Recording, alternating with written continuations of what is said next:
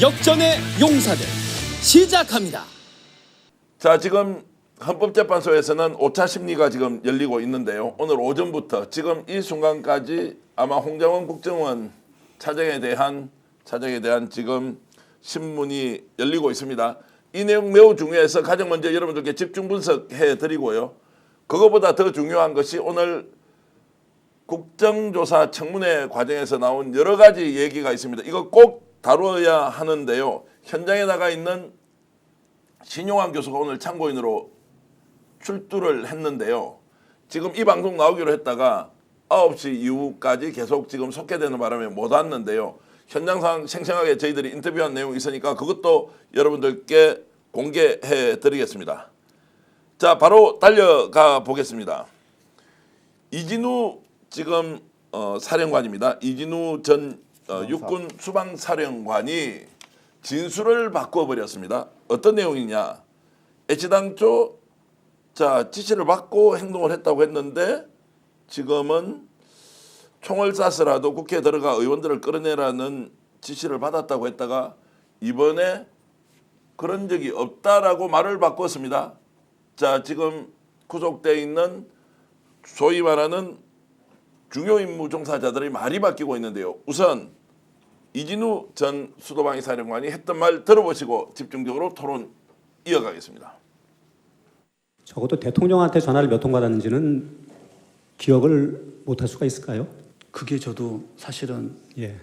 저희 부관을 통해서 몇 번이라는 얘기를 부관을 통해서 알았습니다. 부관이 몇 번이라 그랬습니까? 부관이 3번이라고 이해한 것 같습니다. 연결된 건지 끊어서 예. 들어온 건지 모를 정도였습니다. 그 대통령이 끌어서라도 끄집어내라 국회의원을. 그 말씀 제가 답변 드리고 싶지 않습니다. 아니 근데 만약에 네. 그런 대통령이 만약에 지시를 했다는다면은 그건 굉장히 충격적인 지시이기 때문에 네. 기억이 안 날 수는 없겠죠. 그렇기 때문에 일부 예. 기억나는 게 있고 예. 근데 그건 여기서 말씀드리진 않겠습니다. 자, 이제 저걸 어떻게 봐야 됩니까? 이제 진술을 바꿔버렸는데 자, 상황이 바뀌었습니까? 아니면 본인의 기억이 바뀌어버렸습니까? 근데 이제 이진우 사령관, 이진우 증인의 태도를 보면 뭐 진술을 일부 바꾼 부분도 있고요. 또 중요한 부분에 대해서 그냥 답변을 거부했다라고 저는 보는 게 더 맞겠다라는 생각이 들고, 사실 초창기에는 이진우 사령관이 뭐 총을 쏴서라도 다 끄집어내라, 이제 이런 게 다 공소장을 통해서 지금 확인이 되고 있는 부분들이거든요. 근데 거기에 대해서 지금에 와서 오늘 시점에서는 상당히 좀 소극적인 태도를 보이면서 뭐 사실상 윤석열 대통령의 좀 눈치를 봤다라고 볼 수도 있을 것 같고요. 근데 결과적으로 이게 재판을 하는 거기 때문에 이진우 증인의 그 말의 신빙성을 굉장히 지금 재판부가 유심히 보고 있는 것인데, 말이 앞에 다르고 뒤에 다르고 하면 그 사람의 말은 믿을 수 없는 게 되는 거거든요. 그러니까 소위 말 거짓말쟁이가 되는 거기 때문에 저거는 글쎄요, 저렇게 발언하는 것 자체가 별로 윤석열 대통령한테는 도움이 될 그런 증언으로 보이지는 않는다라는 생각이 들고, 왜 저렇게 했을까?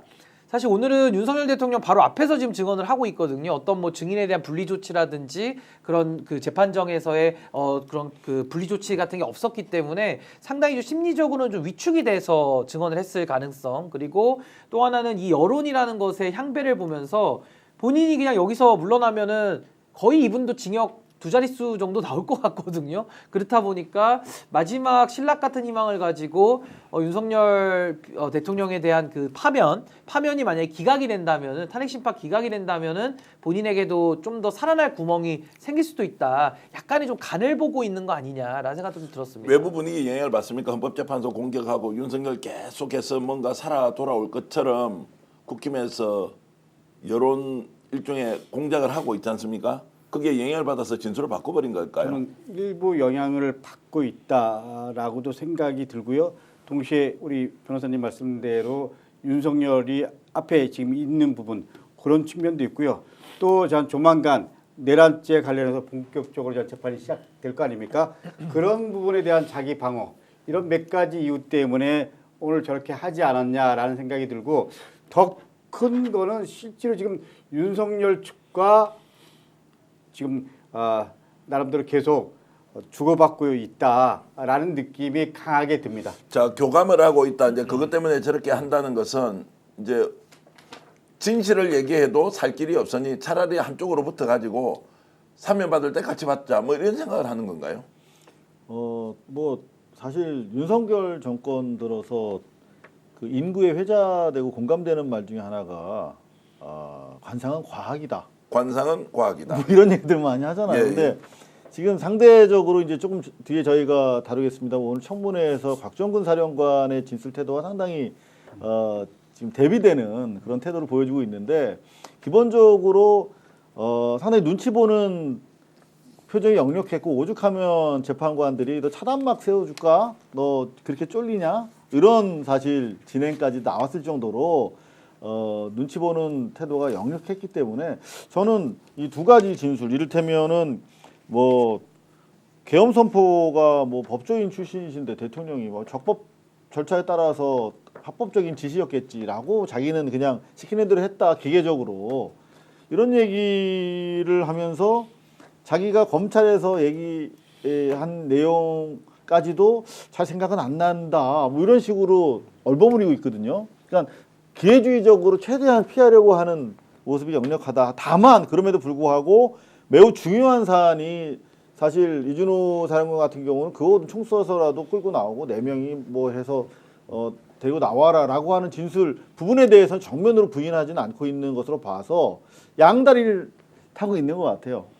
양다리를 타고 있다. 네네. 자 지금 댓글로 고애순 선생님께서는 집에서 TV를 보고 있자니 열받고 잠도 안 온다. 네네. 그리고 오늘 지금 이진우가 하는 행동을 보니까 대답할 때마다 손을 덜덜덜덜 떨고 있었다. 그만큼 이제 윤석열 의식을 많이 했다는 것인데, 자 이렇게 이제 상반된 진술을 하면 하나는 검찰에서는 우리가 이제 검찰 조서를 통해서만 볼 수 있는 것이고, 또 여기는 직접 국민들이 보는 앞에서 저렇게 대답을 해버리면 오히려 진술의 신빙성은 제3자가 왔을 때 자 국민들 앞에서 직접 하는 이야기가 신빙성이 있지 않느냐라고 볼 수 있는데 법률적으로 보면 어떻습니까?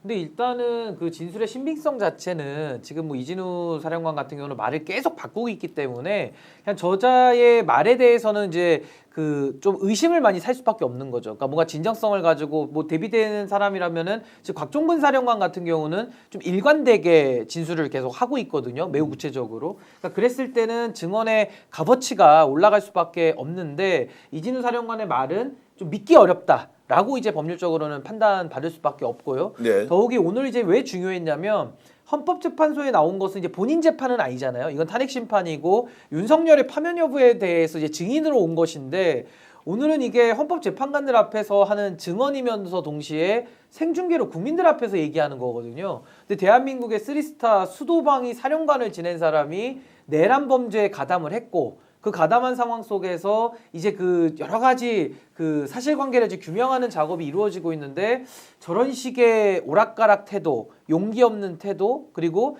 뭐 다수의 거짓말, 본인을 방어하기 위한 목적이든 어떻든 간에 저런 식의 신빙성 떨어지는 증언을 한다는 것은 참 매우 부끄러운 일이다라는 생각이 좀 듭니다. 그리고 전 이진우 여인영의 발언과 그리고 또 곽종근 발언 네. 이 부분이 완전히 좀 상반됩니다. 그러니까 곽종근 특전사 사령관은 일관되게 진술을 하는데 여당 의원들이 묻습니다.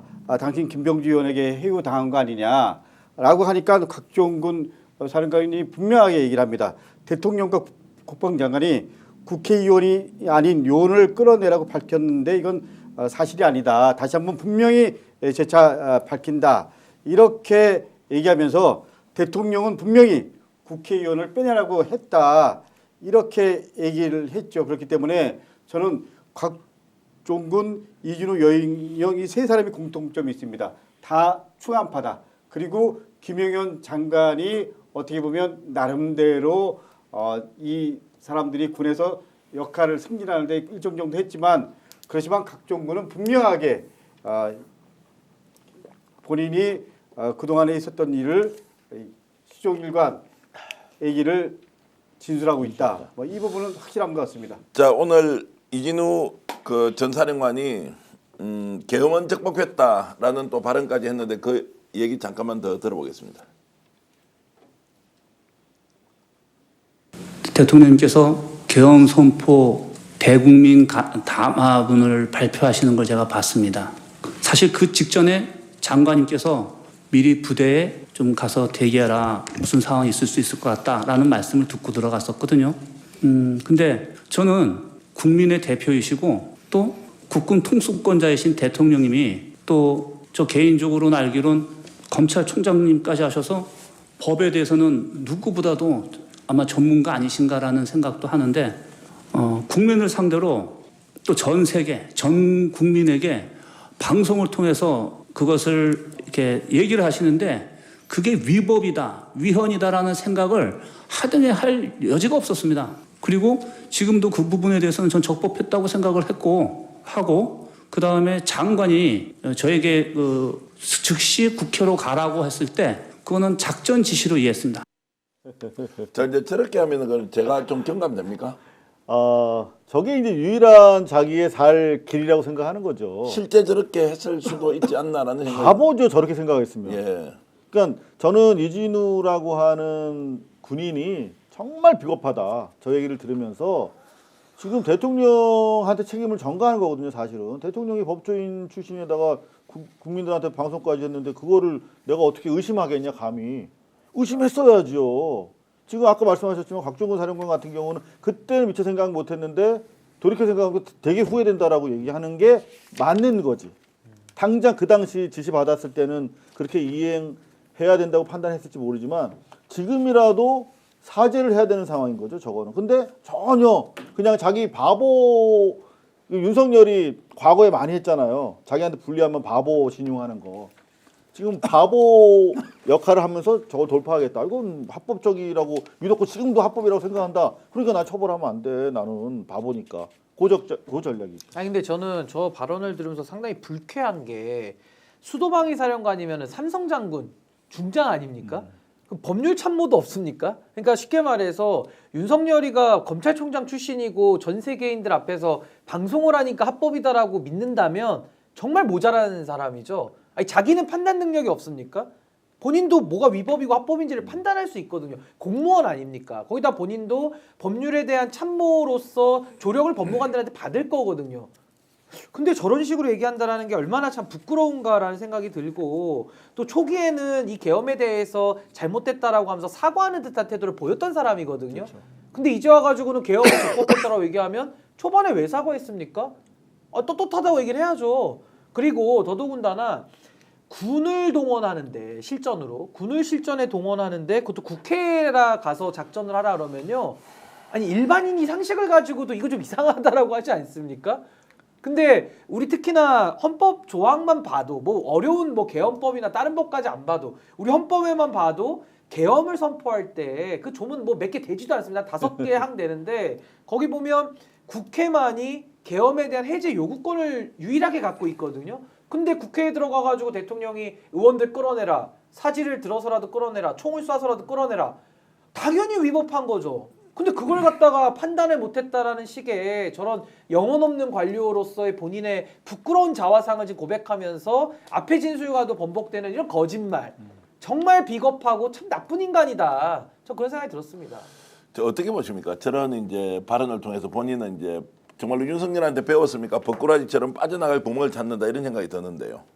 어쨌거나 제가 보기에는 그 법 조력을 받고 저렇게 답변을 한 거죠. 예, 그러나 그렇죠. 예. 누가 봐도 팩트는 어쨌거나 지금 그 앞에서 한 말 파면서 전후좌우를 보면 이 말도 안 되는 얘기를 하고 있다. 그리고 적법하다고 생각을 했다고 하지만 이게 법률적으로도 그렇고 아무도 적법한 게 아니잖아요. 그렇기 때문에 어떤 얘기를 하더라도 이진우 사령관은 저는 자유로울 수 없다. 그리고 스스로가 어떻게 보면 불법임을 인정한 거다. 역설적으로. 저는 그렇게 생각하면 될 것 같습니다. 비상겸을 윤석열이 선포하는데 이 내용이 얼마나 엄중한지 아닌지에 대해서 스스로 판단을 하지 못했다. 우리는 군사 쿠데타를 경험했고 군사정권 하에서 살았던 국민들이 압도적으로 이제 많습니다. 그런 상황에서 계엄을 선포했는데 이것이 합법으로 계엄을 선포했다라고 지금 주장하는 건 여러분 윤석열에게 오염된 윤석열에게 전염된 사람이 계속 늘어나고 있다. 이렇게 저는 보고요.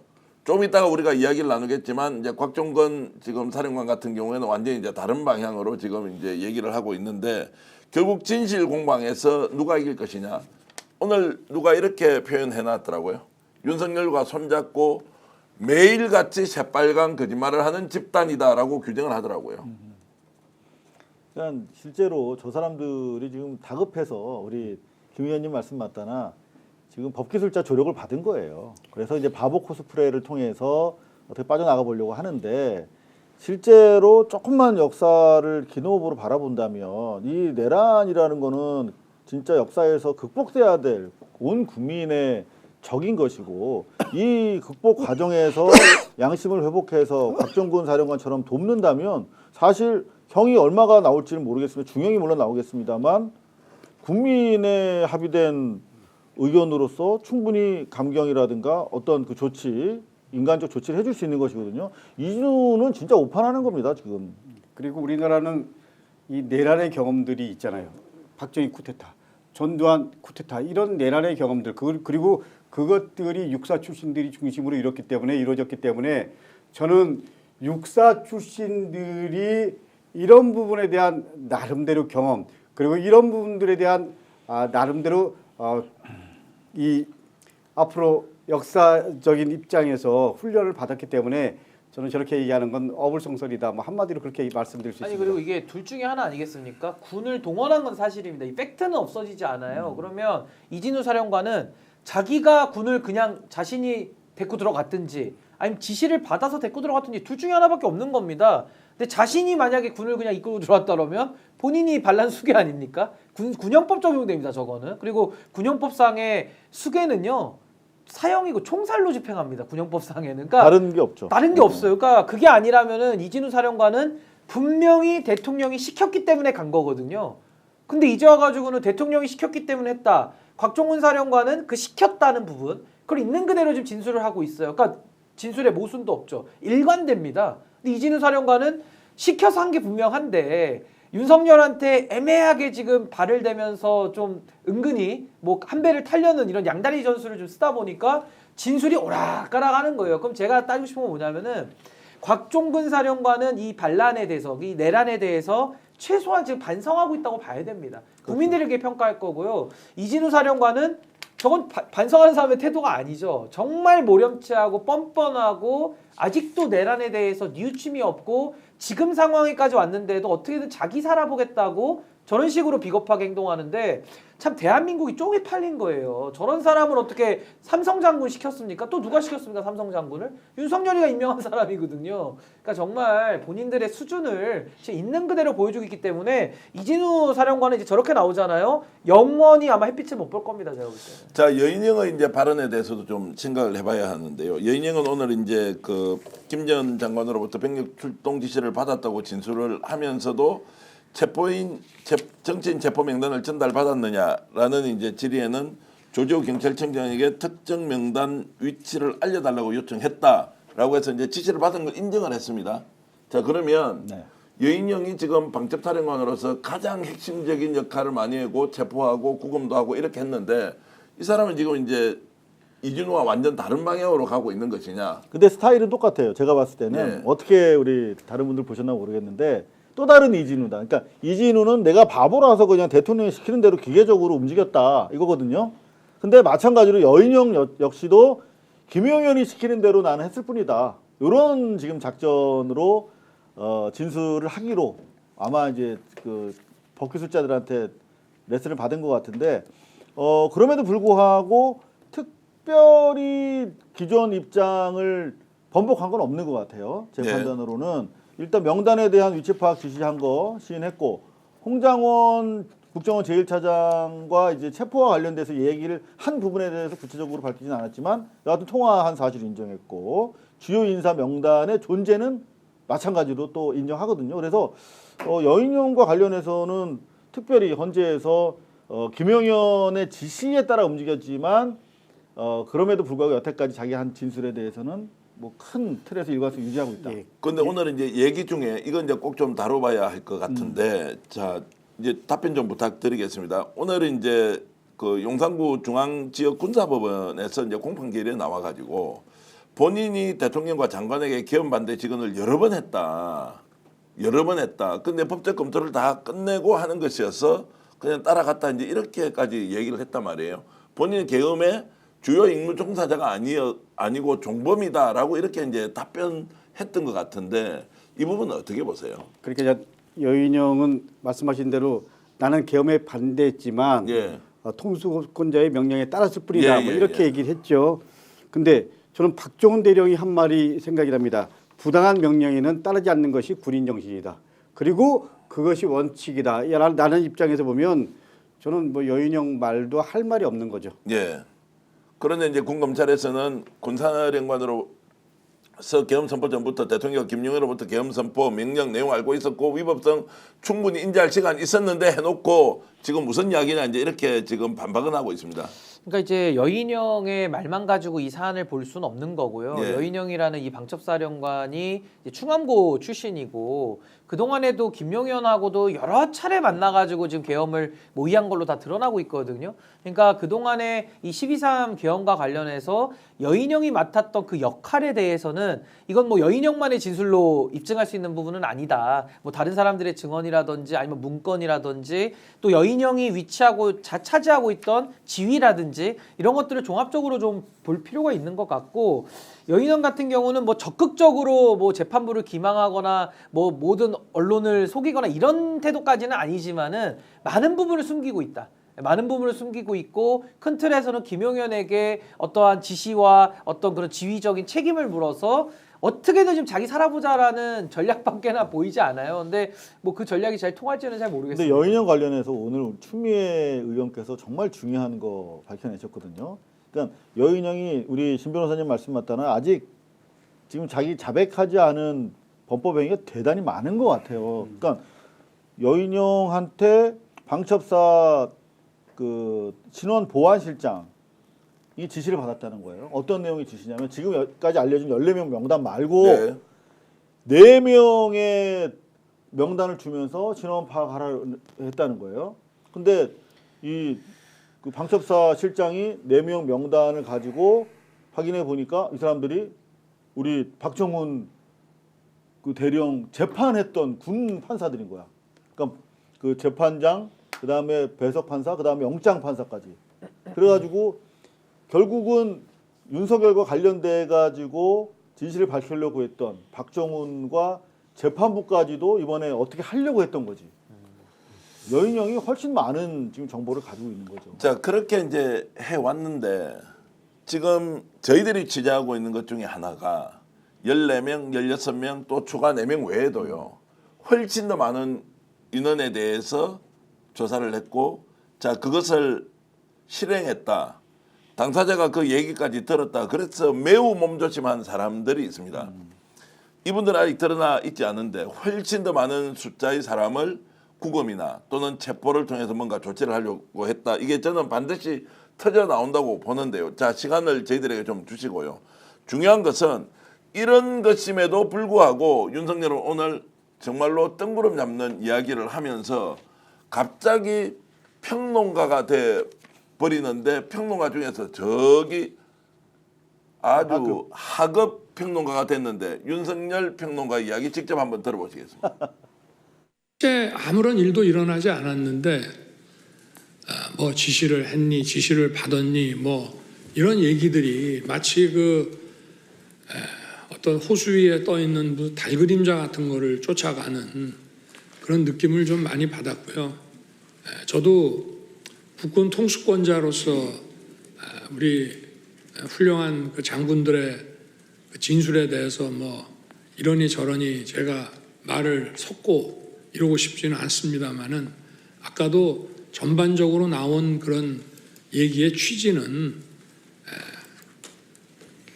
그 군이 수방사가 거의 그 몇 사람 뭐 한 10몇 명 정도가 국회에 겨우 진입을 했고 또 7번 무슨 그 입구 부근에 이렇게 총기도 휴대하지 않고 이렇게 있었는데 아니 자, 어떻습니까? 저 정도 거짓말을 시키려면 얼굴에 뭔가 약간 붉은기가 올라오든지 아니면 약간 눈을 떨든지 좀 긴장하면서 해야 되는 거 아닌가요? 아니 제가 국회의원으로서 현장에 있었잖아요.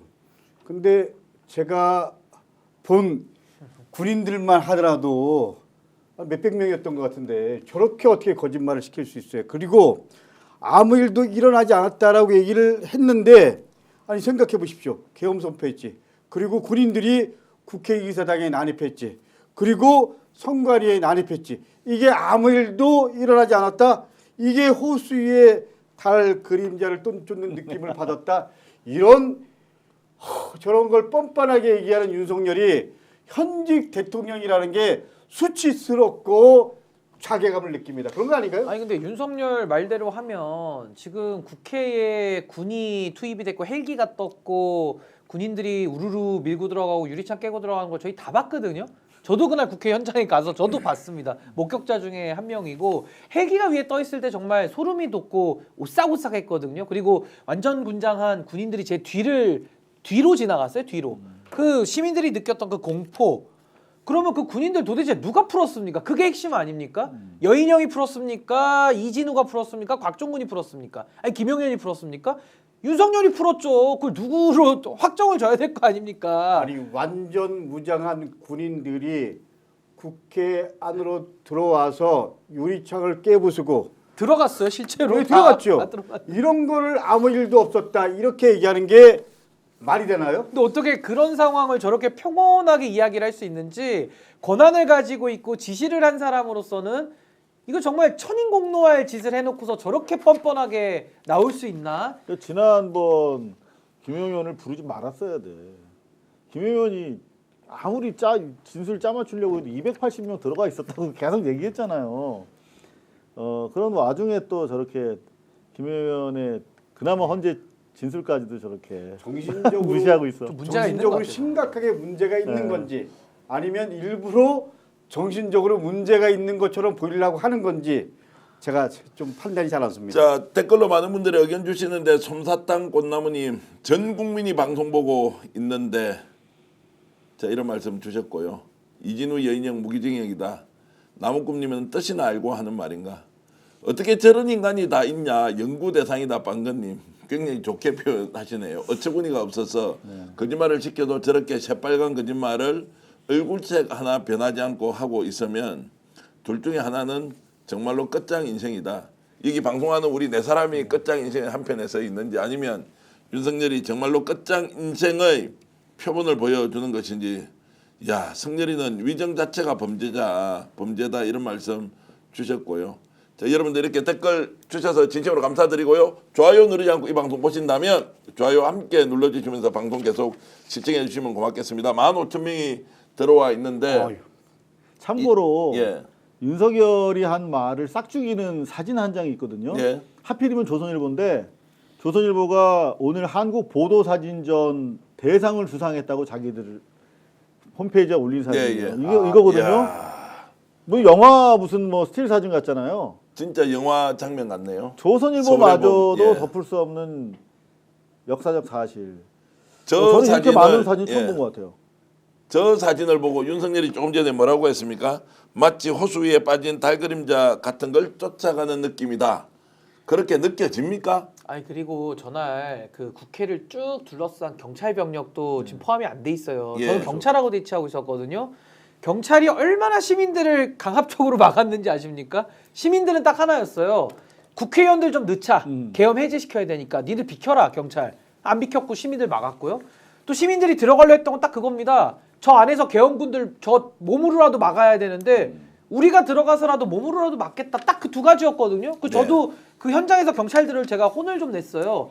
아니 지금 군 계엄이 불법적으로 선포가 돼서 지금 나라를 쿠데타로 뒤집고 엎고 있는데 경찰들 당신들은 우리 시민들보다는 강하지 않냐, 무장되어 있지 않냐. 그럼 당신들도 같이 가서 막자. 제가 그 얘기를 했거든요. 우리를 막지 말고 우리도 가서 맨손으로 지금 때려잡으려고 하니까 경찰도 힘도 세고 무기도 있으니까 같이 가서 막자. 이렇게도 요지부동으로 시민들을 막아버렸단 말이에요. 그러면 그 경찰은 누가 동원했습니까? 조지호 청장을 누가 지휘했습니까? 그러니까 윤석열은 지금 뭐 나오고 있는 수두룩빽빽한 증거 위에 완전히 혼자 지금 꿈꾸고 있는 거예요. 헛소리하고 있는 겁니다 지금. 아니 다시 한번 분명히 말씀드리지만 맨 처음에 이제 국회 정문으로 들어가려고 했죠. 막았습니다. 경찰들이 안 된다고 얘기합니다. 그래서 담을 넘어가려고 했죠. 경찰들이 끝까지 막습니다. 우리 국민들이 시민들이 모여서 저를 이렇게 들어서 올려줬는데 그걸 또 내립니다. 그래서 그냥 싸우다 겨우 넘어갑니다. 이걸 누가 지시했습니까? 내가 누가 지시했냐? 나 국회의원이다. 이렇게 하니까 위에서 지시했다라는 겁니다. 위가 누구냐? 자기네들은 모른다라는 거예요. 저는 그 마지막 이유가 윤석열이죠. 그러니까 지금 말씀하신 조지호 청장도 결국 윤석열 지시받고 한 거 아닙니까? 왜 이진우가 몇 번 통화를 계속 했다라는 거 아닙니까? 그게 누구예요? 윤석열이잖아요. 그렇기 때문에 내란 수계는 윤석열이라는 건 자명한데 저런 식의 표현을 호수의 달 그림자 쫓는 느낌, 이거는 국민을 농락하고 국민을 대상으로 지금 사기를 계속 치고 있는 거예요. 아니 그리고 이게 얼마나 웃기냐면요. 대한민국 의전서열 2위가 국회의장 아닙니까?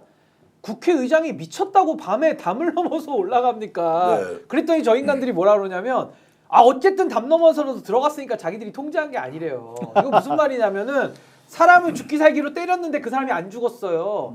무지 아팠겠죠. 그러니까 안 죽었으니까 됐다는 거예요. 맞았지만 안 죽었잖아. 안 죽었으니까 된 거 아니야? 그럼 때리면 됩니까 사람을? 그러니까 저는 이자들이 좀 하는 논리들이요. 얼마나 궤변이고 아니 정말 창피하잖아요. 대한민국의 의전설 2위가 아마 기사도 나오고 의전도 있고 뭐 비서진들도 많을 거예요. 아니 그런 분이 왜 달밤에 아니 뭐 심심해서 담 넘습니까? 너무나도 급박하고 필사적으로 들어간 거거든요. 근데 그걸 가지고 담 넘어서라도 다 들어갔고 190명이 모여가지고 계엄 의결로 해제했으니까 뭐 별일 아니지 않냐? 사람을 죽기 살기로 패놨는데 결국 안 죽었으니까 된 거 아니야? 좀 아팠으면 어때? 좀 참어. 뭐 이런 거랑 비슷한 거예요. 이건 날강도 같은 논리 아닙니까? 날강도보다 더한 대통령 자리에 있었던 사람이 이제 저 거짓말을 국민들 앞에서 생중계로 하고 있는데 정말 황당무계하기 짝이 없다. 저걸 어떻게 해야 되냐. 한 번 더 듣고 진짜 부글부글 끓어야 하느냐. 아니면 저 면상조차 쳐다보기 싫다라고 하면서 아예 안 봐야 하느냐. 이런 게 진짜 고민이 될 정도입니다. 아니 근데 나경원, 윤상현 포함해서 지금 국힘위원들 또 원외위원장들 다 탄핵 반대하고 윤석열과 함께 이렇게 외치고 있잖아요. 이 나라 웃긴 나라 아니 지금 이 대한민국을 망신시키고 있는 저 세력들 어떻게 해야 됩니까? 저는 이제 함께 청산하고 정리해야 된다고 생각합니다. 그런 거 아닌가요? 근데 정말 윤석열은 이제 내란 수괴로서 엄정한 처벌을 받을 거라고 확신을 하게 돼요. 쭉 저 답답한 과정입니다만 저런 그 법적 절차를 거치는 걸 보면 근데 우리가 동의하는 바지만 정말 인간적으로 참 못됐다. 정말 말종이다라고 생각될 수밖에 없는 게 결국은 자기의 개인적인 이익 때문에 그 자기 수하의 장군들을 이제 중범죄자를 만든 거 아니겠습니까? 근데 이 과정에서 자기가 불법적인 지시를 시킨 거는 부인해. 일관되게. 그런가 하면 자기한테 유리한 정황은 자기가 한 거라고 또 주워 먹어요. 이를테면 곽종군이 자기 철수 지시 받은 바 없다라고 얘기했잖아. 그리고 자기가 국회에서 의결되는 거 해제 의결되는 거 보고 자기가 빼냈다고 그랬단 말이야. 그런데 마치 자기가 철수 지시 내리지 않았느냐. 철수 지시 내린 적 없다는 겁니다. 정말 나쁜 인간이에요. 그러니까 자기한테 유리한 거는 자기 부하들이 그것 때문에 중형을 살게 되든 말든 자기가 한 거고, 자기가 안 한 거고 나쁜 건 좋은 건 내가 취하고 정말 양아치다 양아치. 전두환이 마지막 내가 다 책임진다. 내 부하들 잘못 없다. 뭐 이런 식의 얘기를 했잖아요. 노태우도 그랬죠. 내가 노태우도 뭐 다 안고 가겠다. 안고 가겠다. 네. 근데 윤석열은 다 내 나쁜 잘못이 거는 아니고 한 거고 좋은 건 예를 네가 한 들면 거래. 그 이진우 포함해서 이 사람들 잘못이다. 예를 들면 뭐 이런 거잖아요. 어떻게 보면. 그렇기 때문에 수호 대상은 어떻게 보면 윤석열이다. 아니 그리고 윤석열은 그거예요. 딱 정확하게 얘기하면 부하 탓도 아니고 그냥 국민들 탓이라는 거예요. 왜 놀랬냐 이거예요, 그냥. 아니, 자기가 그냥 필요에 의해서 잠깐 한 건데 뭐 몇 시간도 안 했는데 왜 이렇게 국민들이 호들갑 떨고 있냐. 지금 국민들 혼내고 있는 거예요. 그러면서 참 웃긴 인간인 내란을 겁니다, 규탄하는 정말. 세력이 너희들이 내란 세력이다. 이거 아니야. 그게 반국가 세력이라고 주장하고 있는 거예요, 제가 볼 때는.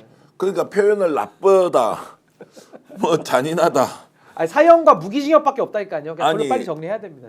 근데 국민들이 먹고 사는 문제 지금 민생이 최악의 최악인데도 대통령을 지냈던 자가 저기에 나와서 저렇게 뻔뻔스럽게 얘기하고 있는 이 상황을 일부는 동조하고 있고 마치 일부는 앞장서서 대통령 윤석열이 아무 문제가 없었다고 얘기하지 않습니까? 근데 야, 정말로 청산. 일부는 동조 세력이라고 말씀하셨는데 지금 국민의힘은 당의 모든 걸 걸고 함께 하는 거잖아요. 예. 그러니까 일부가 아닙니다. 국민의힘 전체가 지금 윤석열의 입장에서 탄핵 반대하고 그리고 윤석열 정당에서 이렇게 얘기하는 거 아닙니까? 그러니까 저는 진짜 국민의힘 그리고 윤석열은 다 같은 세력이다. 이 세력을 어떻게 청산할 거냐라는 부분은 아주 중요한 과제라고 생각합니다. 누가 이렇게 글 올려주셨습니다. 백 선생님께서 광화문에 백돌 10개로 걸어놔야 된다. 짱돌 가지고 어떻게 조치를 해야 된다. 이런 표현으로 제가 읽혔고요. 국짐 18이라고 해놓으신 분도 어떤 마음인지 제가 충분히 알겠습니다. 야, 나라를 이 모양 이 꼴로 만들어 놓고도 저렇게 얘기하는데 열받아 죽겠는데 기왕 열받는 거 오늘 정말로 상반떼기 보기 싫은데 한 번만 더 윤석열이 어떤 이야기 했는지 들어보고 국회에서 국정 오늘 조사 청문회 열렸던 것으로 바로 넘어가죠. 윤석열 이야기 한 번 더 듣고 여러분들 마음의 문매질을 하십시오. 실제 아무런 일도 일어나지 않았는데 뭐 지시를 했니, 지시를 받았니, 뭐 이런 얘기들이 마치 어떤 호수 위에 떠 있는 달 그림자 같은 거를 쫓아가는 그런 느낌을 좀 많이 받았고요. 저도 국군 통수권자로서 우리 훌륭한 그 장군들의 그 진술에 대해서 뭐 이러니 저러니 제가 말을 섞고 이러고 싶지는 않습니다만은 아까도 전반적으로 나온 그런 얘기의 취지는 그 군이 수방사가 거의 그 몇 사람 뭐 한 열 몇 명 정도가 국회에 겨우 진입을 했고 또 7번 무슨 그 입구 부근에 이렇게 총기도 휴대하지 않고 이렇게 있었는데 자, 저 이야기 듣고 여러분 정말로 마음의 주먹을 시원하게 날려주시면 고맙겠습니다. 자, 지금 국회로 좀 달려가 봐야 하겠는데 지금 속보가 들어왔습니다. 홍장원 국정원 차장이 정언을 끝나고 나와서 지금 이제 인터뷰 중인데 자, 홍장원 현재 일어난 상황이 모두 상식적이지 않다. 오늘 뭡니까 이제 헌법재판소 심리에 들어가기 전에 했던 말이 있는데 잠깐 들어보시겠습니다. 홍장원 사실대로 얘기하겠습니다. 네, 오늘 증인들이 대부분 이제 묵비권 거부하는 경우 많았는데 그런 부담은 좀 없으신가요? 뭐라고 진술했는지 잘 모르겠고요. 저는 제가 알고 있는 사실 그대로 얘기하겠습니다. 그 대통령으로부터 이제 직접 체포조 운영 관련 지시를 받았다는 입장에도 변함이 좀 없으신지? 네, 변함 없습니다. 그 조태현 국정원장 같은 경우에는 이제 체포조 의혹에 대해서 이제 풍문으로 들었다 이렇게 얘기를 하는데 그거에 대해서 좀 생각이 좀 변화가 있으실까요? 저는 뭐 그분한테 물어보시는 게 좋을 것 같습니다. 이제 저 전직이니까 특별히 관계 있는 사람 아닙니다. 그러면 이제 앞으로 오늘 진술하는 데 있어서 좀 어떤 부분 좀 중점으로 이렇게 말씀하고 싶은 사항이 있으실까요? 없습니다. 재판관님께서 궁금하신 부분 그대로 대답하겠습니다. 자, 그래도 홍장원 차장 같은 사람이 고위공직자로 있으니까 천만다행이다 라는 생각 많이 하게 됩니다. 역사는 항상 홍정원 국정원 차장 같이 있는 그대로 사실을 얘기해 주는 그런 분들이 있기 때문에 또 역사가 진전되는 거라고 생각합니다. 네. 저는 그런 부분에서 홍장원 전 국정원 차장이 증인으로서 역할을 해주는 것에 대해서 무지 높이 평가합니다. 자, 속보 계속 들어오고 있는데 홍장원 이제 차장이 증인에 대한 통신조회 사실이 매우 놀랐다. 그리고 주변에 오해받고 입장 어려워지는 상황 알고 있지만 매우 힘들다. 그러나 진실을 밝히겠다. 그리고 법률적인 부분에서 민인 형사상 조치를 검토하고 있다. 내가 이 자리에 안 오길 바랐을 것인데 지금 워낙 새빨간 거짓말이 많아서 본인이 진실을 그대로 밝히면서 법적으로 문제 있고 본인을 음해하는 사람에 대해서는 조치를 취하겠다. 그래도 저렇게 싸워주니까 얼마나 국민들은 다행스럽습니까? 근데 정말 윤석열 정권의 몇 안 되는 살아있는 마지막 양심 아니냐. 뭐 홍장원 제1차장도 그렇고요. 또 김선호 차관, 국방부 차관도 저는 네. 양심 있는 사람으로 저는 인정을 합니다. 이게 참 진실이라는 게요. 우리가 뭐 사실 그 상황에 있지 않았기 때문에 보고 들은 걸 통해서 우리가 판단할 수밖에 없어요. 이게 신 외에는 알 수 없지 않습니까? 근데 딱 보면은요, 이 진실이 가진 힘이라는 게 참 무서운 게 목소리 자체에도 힘이 실려요. 그리고 진실을 말하는 사람은요, 거칠 게 없는 겁니다. 진짜 대도무문이에요. 쭉 그냥 본인만 하는 거거든요. 근데 뭐가 감출 게 많은 사람은 목소리도 기어 들어가고 뭐 이 말 했다가 저 말 했다 손도 덜덜덜 떨리고 막 여러 가지 신체의 이상 반응들이 오는 건데, 저는 홍장원 국정원 제1차장의 저런 뭐 들어가는 입장에서 지금 뭐 몇 마디 들었습니다만은 참 진실이 가지고 있는 힘을 느끼게 해준다. 저는 아마 저 자세 그대로 아마 헌법재판소 안에서도 재판관들의 물음에 대해서 아마 거침없이 그냥 아는 그대로 있는 거대로 긴 건 긴 거고 아닌 건 아닌 거대로 저는 얘기를 했을 걸로 보고요. 그것이 이 실체를 밝히는데 저는 굉장히 중요한 역할을 했다. 저는 그렇게 평가합니다. 홍장원 차장이 증인에 대한 통신조회 놀랍다 뭐 이런 네, 얘기 있잖아요. 근데 있는 그대로 말씀드리면 저도 예를 들면 윤석열 정권 들어와서 여러 번 통신조회 당했고요. 우리 저 최경순 선임 비서관 포함해서 비서관 보좌관급 조치까지도 통신조회 이게 뭐 상례화된 정권이었습니다. 그러니까 저를 포함해서 3,000명 정도가 확인이 되고 있거든요. 통신조회 받은 사람들이. 결국 그 사람들이 제가 봤을 때 계엄하에서 예비검속 대상으로 우리가 다 사후적으로 수거될 사람들이 아니었나 생각되고, 지금 저기에서 나온 통신조회라는 건 좀 다른 각도로 우리가 이해해야 되는 사안이거든요. 뭐냐면 지금 쟤들은 홍장원 1차장의 진술이 워낙 중요한 데다가 단단하잖아. 움직임이 없잖아. 근데 저거를 격파할 방법이 없는 거야. 그래서 지금 홍장원 1차장에 대해서 야당의 사주를 받고 지금 허위 진술하고 있다. 요 논리로 격파하려고 그래요. 그래서 야당 의원과 통화한 게 나오나 안 나오나 저거 따지려고 이번에 신청했다는 거거든요. 무슨 얘기냐면 분명히 홍장원 1차장은 이전에는 통화한 바가 없다고 했는데 이후에 대해서는 인정하고 있거든요. 어찌됐든 간에 이후에라도 나오면 그걸로 또 프레임 공격을 하려고 좀 예비적으로 지금 진행하고 있는 겁니다. 결국 윤석열 일당은 홍장원이 반체제 또는 국가전복 세력의 일원으로 알고 보니까 너희들이 한패였구나, 이런 이제 프레임을 만들려고 맞습니다. 지금 통신조회를 했다는 것이고, 네. 어쨌든 5차 변론기일에 출석해서 여인용 사령관으로부터 지시를 받았는데, 통보를 받았는데 14명에서 16명의 위치 추적 요청을 받았다. 그리고 체포조 맞느냐, 체포조 확실하다라는 부분이 이제 결국 법원에서 헌법재판소에서 어떻게 결론이 날지 지켜보겠습니다. 국회로 지금 가봐야 하는데요. 국회 아직까지 내란 관련된 국정조사가 지금 특별위원회 청문회가 아직도 지속되고 있는데, 현장에 나가 있는 신용환 교수와 방송 직전에 제가 직접 전화 연결을 해서 상황을 한번 들어봤는데요. 직접 여러분 공유하겠습니다. 오늘 국민의힘에서는 아마 당 차원에서 작심하고 온 전략이 크게 두 가지였던 것 같습니다. 하나는 김용빈 선관위 사무총장을 통해서 부정선거 이슈를 대외적으로 아주 강하게 부각시키려는 거.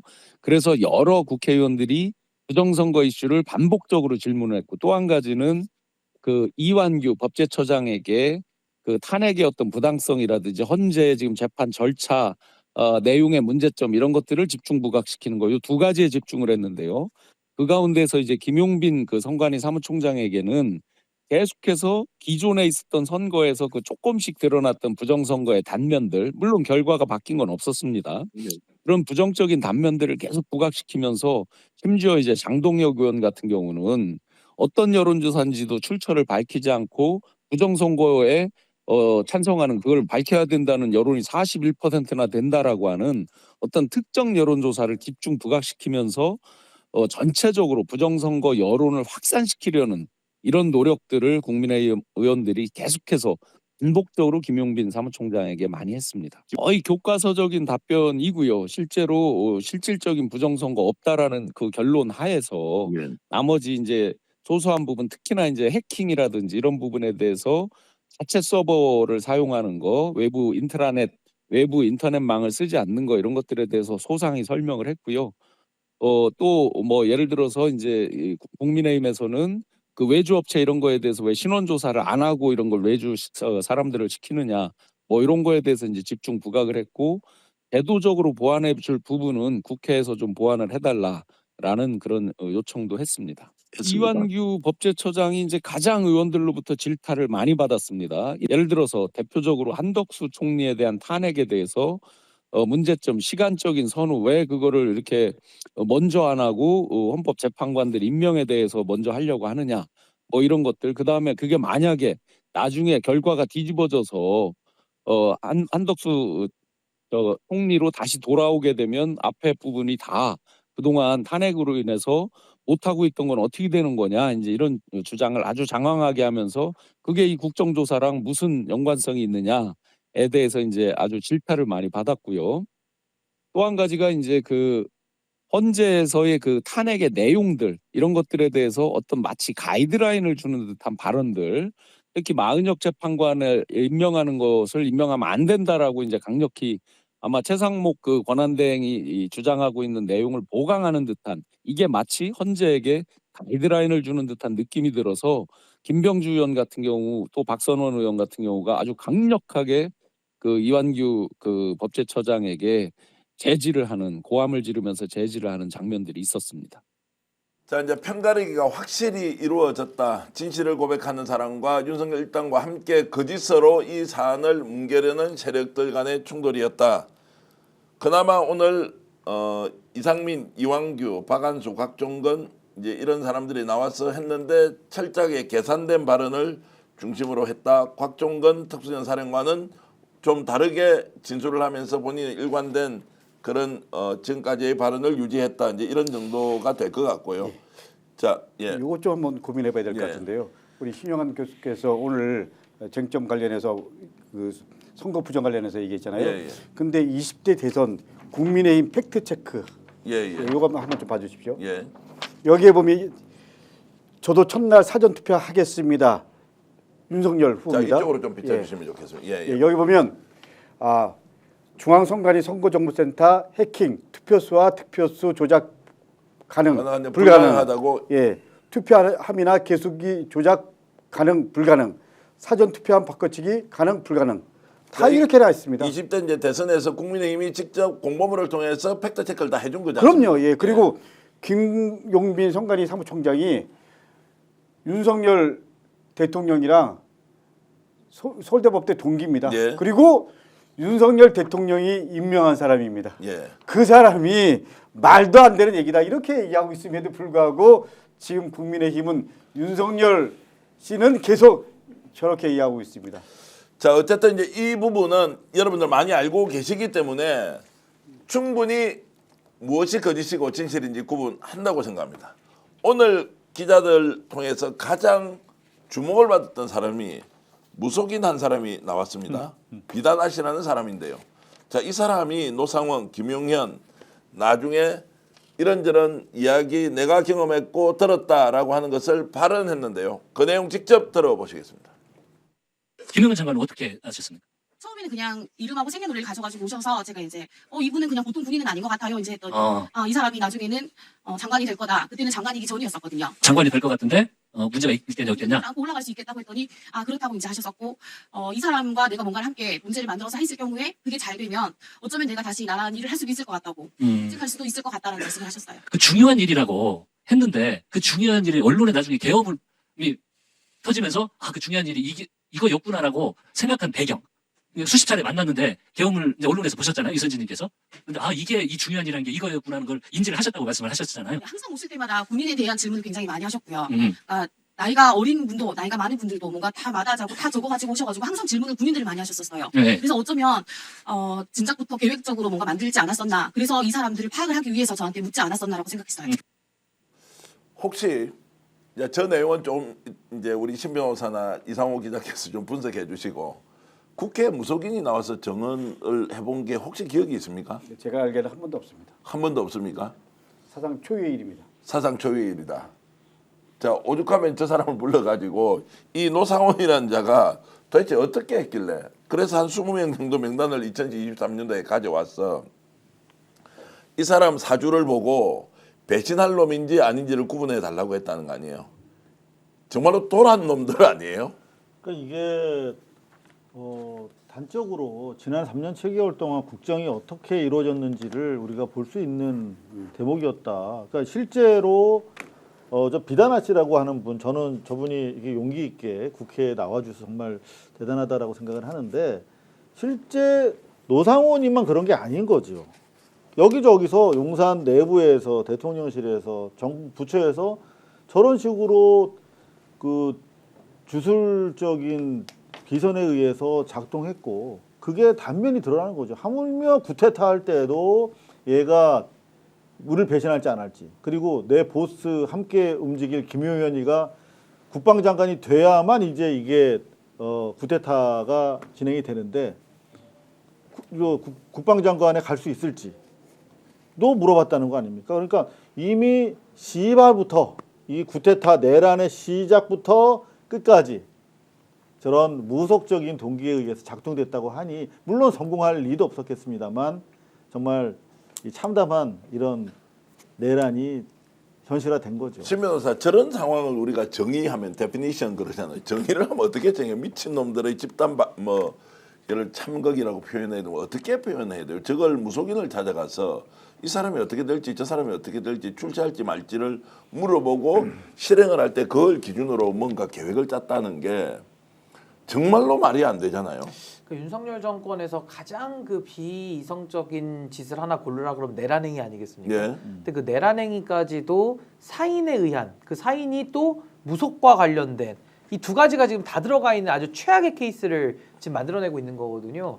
저는 저 역술인의 진술 중에 제일 눈에 들어왔던 게, 장관이 되기도 전에 그걸 노상원이가 와가지고 이 사람 장관 될 사람인데 어떻게 생각하느냐 이걸 물어봤다는 거 아니에요. 그러니까 장관 될 걸 어떻게 알죠, 노상원이? 그리고 실제로 장관이 되거든요.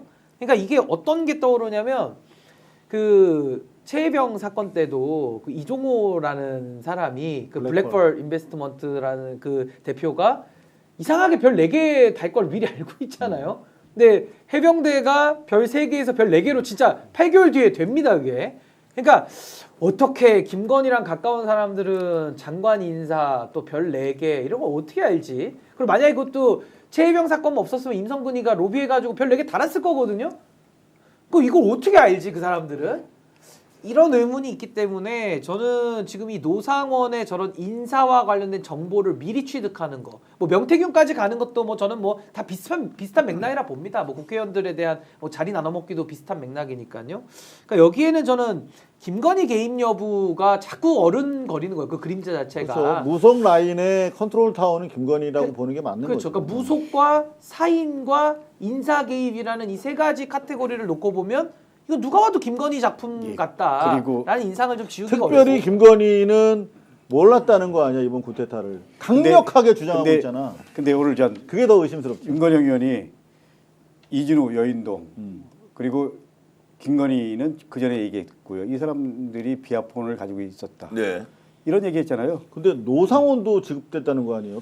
예, 노상호도. 근데 사실 노상호는 민간인이었잖아요. 민간이었죠. 정말 심각한 거죠. 이거는 노상원과 김건희. 자, 그러면은 이제 바깥으로, 안에서는 김건희가 출발점이고 바깥에서는 마지막 점검 도중에 한 명이 노상원이었다.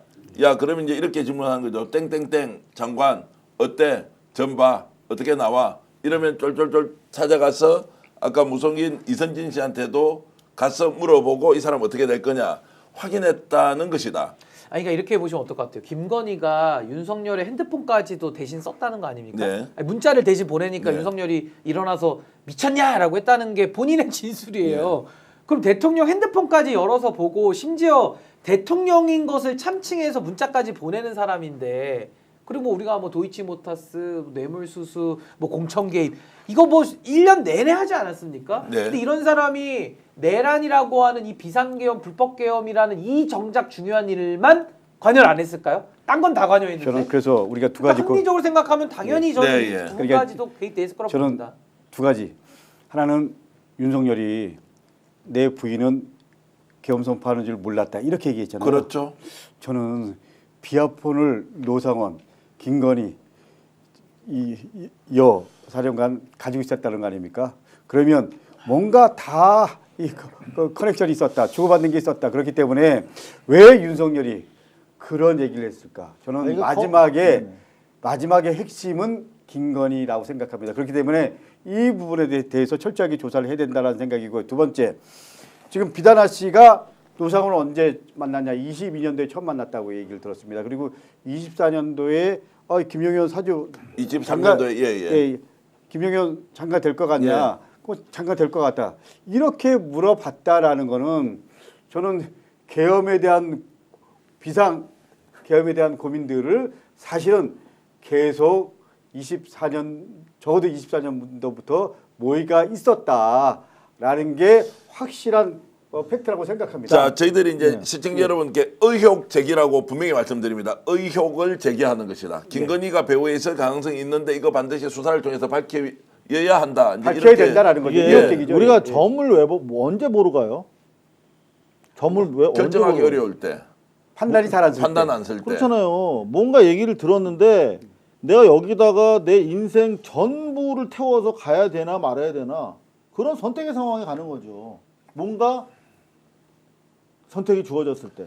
근데 제가 봤을 때는 이 선택을 줄 사람은 노상원이랑 지금 노상호랑 그 김건희랑 비화폰을 가지고 있었다는 거 아닙니까? 그렇죠. 예. 그리고 비화폰 리스트도 김건희한테 줬다고 그랬어요.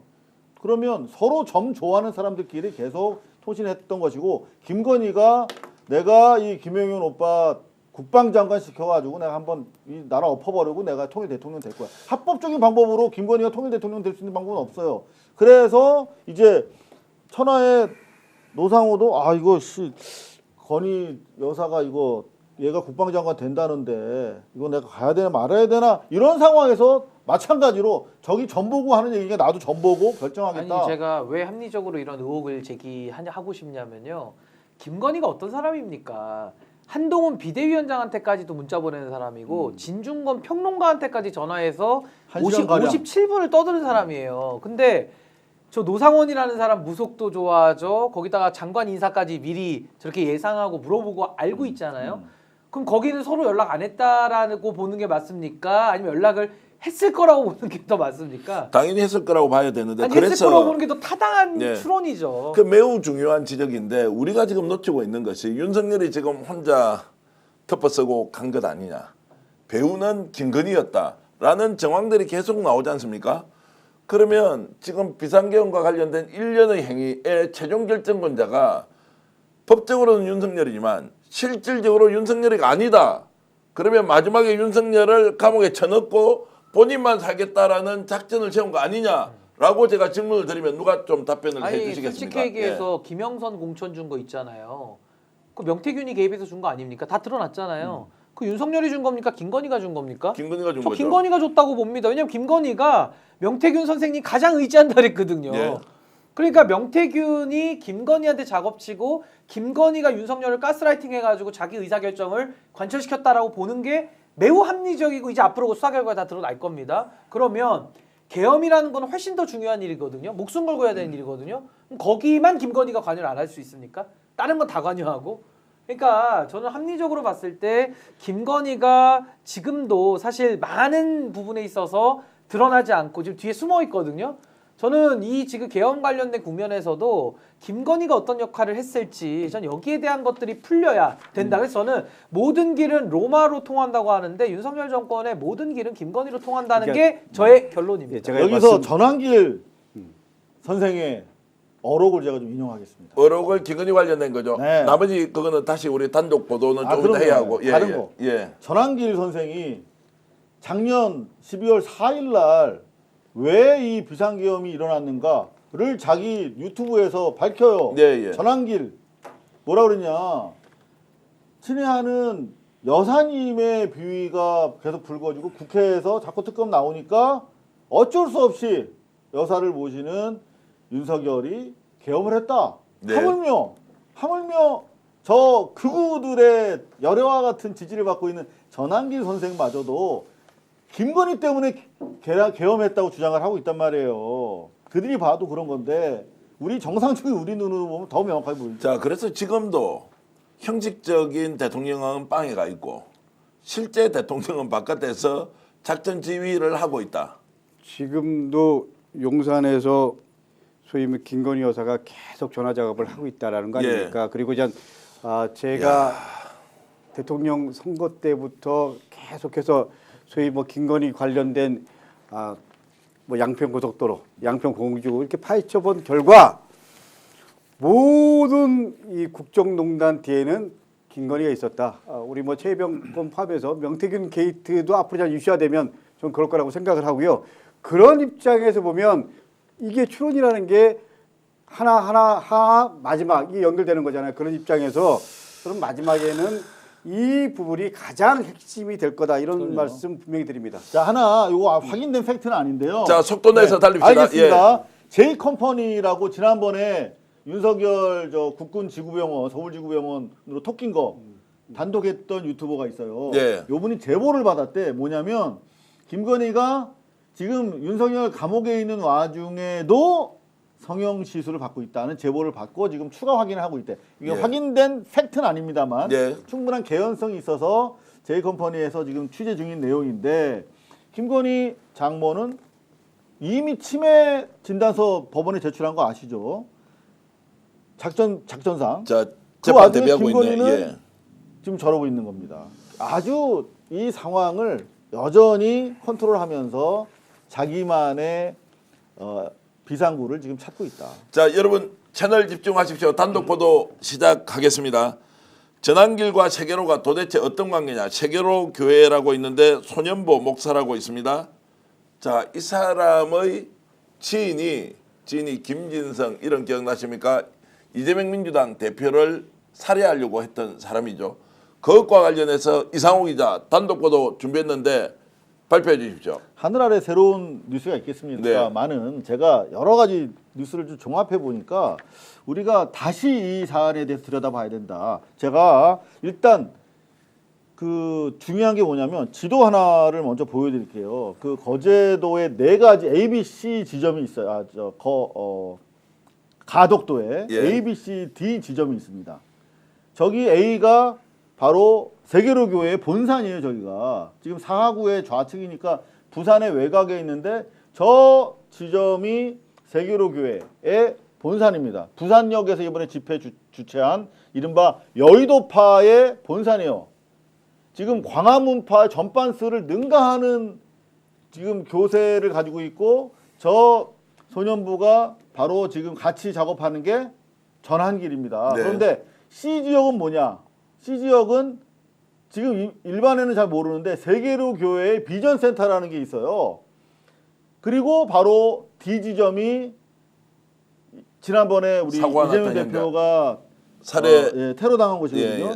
다시 말하면 저 세계로 교회의 교세가 가장 뜨거운 그 앞마당에서 테러가 일어난 것인데, 바로 저 B지점은 그 김진성이가 벤츠차를 얻어 타고 내렸다라고 하는 바로 그 지점입니다. 그러니까 세계로교회의 본산에서 이런 일이 일어났어요. 벤츠차를 태워준 자가 바로 세계로교회 신도인데, 지금 세계로교회에서는 어떤 주장을 하고 있느냐. 이재명 죽여야 된다라고 주장하고 있는 바로 그 교회 앞마당에서 신도에 의해서 수송이 됐단 말이야.